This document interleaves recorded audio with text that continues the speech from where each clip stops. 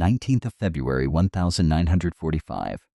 A Japanese radio operator named Tsurugi Akakusa is watching thousands of American Marines pour off landing craft onto the beach below him, and the only comparison his brain can produce is a crowd waiting for a baseball stadium to open.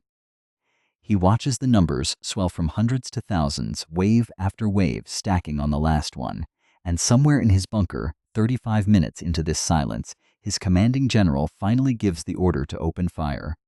This is the Battle of Iwo Jima, not from the beach, not from the flag on the mountain, but from underground, told by the 22,000 men who were dug in and mostly never came home. Every operation, every decision, this is Battleground Zero. Before any of this, Iwo Jima was considered the most boring posting in the entire imperial military. Private Kichi Abe arrived in April 944 and remembered it as genuinely pleasant. The worst hazard on the island was bad drinking water, making people sick. Getting assigned here was widely seen as missing the war entirely. That changed the moment the Americans took the Mariana Islands in June 944, putting Iwo Jima directly in bomber range. Radio operator Akakusa landed on the island a month later and stepped off his transport straight into a surprise strafing run. American fighters had slipped under Japanese radar and opened fire the second he hit the sand. He scrambled for cover, found a friendly bunker, and asked the sentry where his unit was. The sentry shoved him and told him to get lost. Akakusa's only thought, welcome to Iwo Jima. What followed was months of the harshest kind of preparation. When Ensign Satoru Omagari landed in August 944, exhausted from the flight, a lieutenant lined his men up on the runway, told them flatly that this was a war zone and people were dying here, and then went down the line punching every single man in the face to make sure the lesson stuck. That was the culture the defense of this island was built on, and it worked, in the sense that these men dug 11 miles of tunnels by hand while surviving on rationed water, through a winter where American submarines had cut off most of their supply convoys. Men collapsed from exhaustion. Some died from it. And their commanding general, Tadamichi Kuribayashi, kept pushing them harder anyway, because he had made a decision that broke with everything the Japanese military had done on every island before this one. Kuribayashi looked at how every previous island defense had failed, dug in at the beach, wiped out by naval bombardment before the Americans even landed, and threw that playbook out entirely. No coastal defenses. No counterattacks. No banzai charges, which he explicitly banned. Instead, an inland honeycomb of tunnels, pillboxes, and bunkers so deep that only a direct hit from a battleship could touch them, designed to let the Americans land unopposed and then bleed them out one entrenched position at a time. Every soldier was made to swear an oath, and the fifth one mattered most. We must not die until we have each taken 10 enemy lives. When some of his own officers pushed back on this plan, Kuribayashi didn't debate them. He had them relieved and shipped back to Japan. This was, by a wide margin, the single most fortified position the Japanese Empire ever built.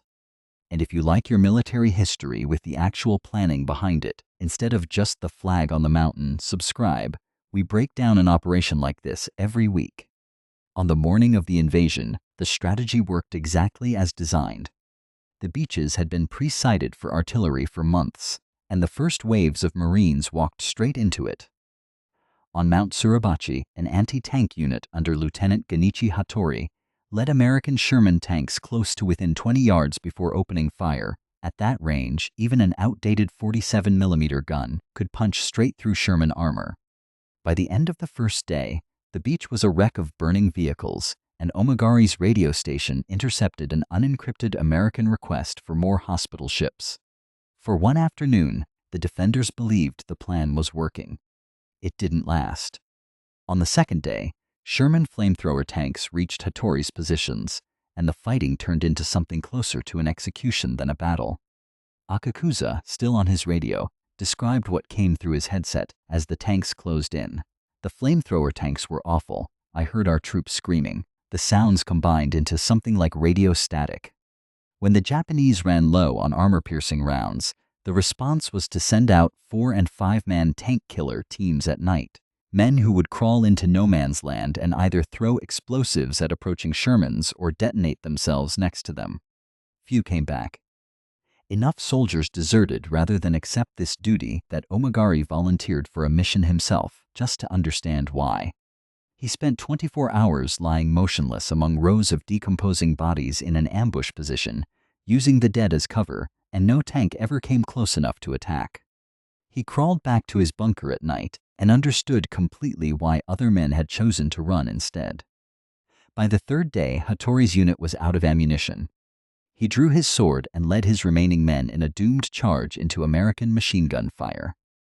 Of the 303 men under his command at the start of the battle, 6 survived. The next day, the Marines raised their flag over Suribachi, a moment that would become the single most famous image of the entire war.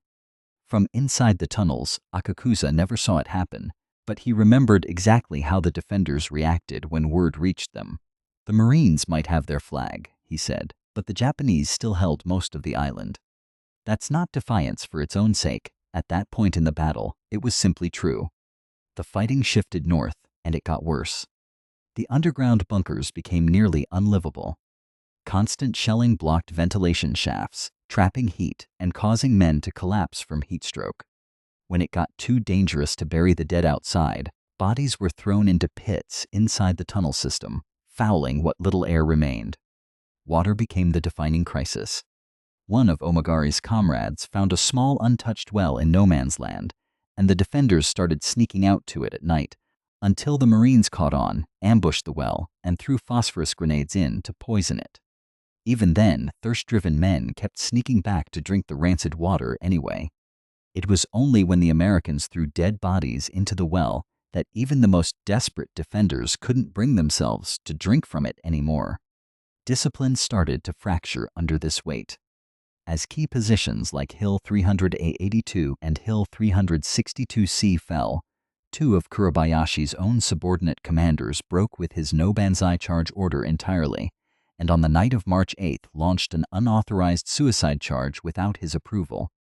The men involved gathered in their tunnels beforehand for a farewell toast, using the last of their water. 80% of them died in the attack. The men who'd stayed loyal to Kuribayashi's actual strategy watched their own comrades die in a charge their general had explicitly forbidden, while their own positions kept getting more isolated and cut off, with no resupply coming and radio communication breaking down by the hour.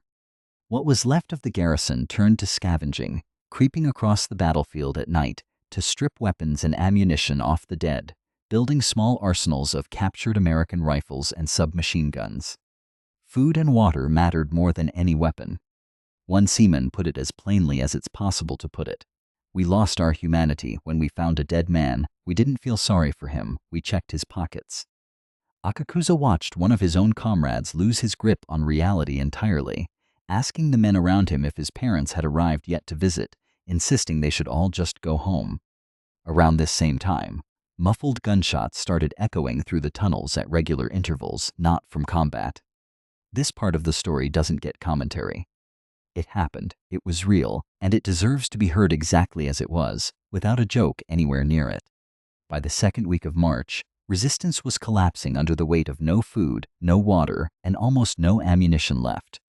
On the morning of March 26th, the largest remaining group, around 300 starving men, launched one final massive banzai charge against the American-held airfield. It inflicted real casualties. Almost none of the men who took part survived it.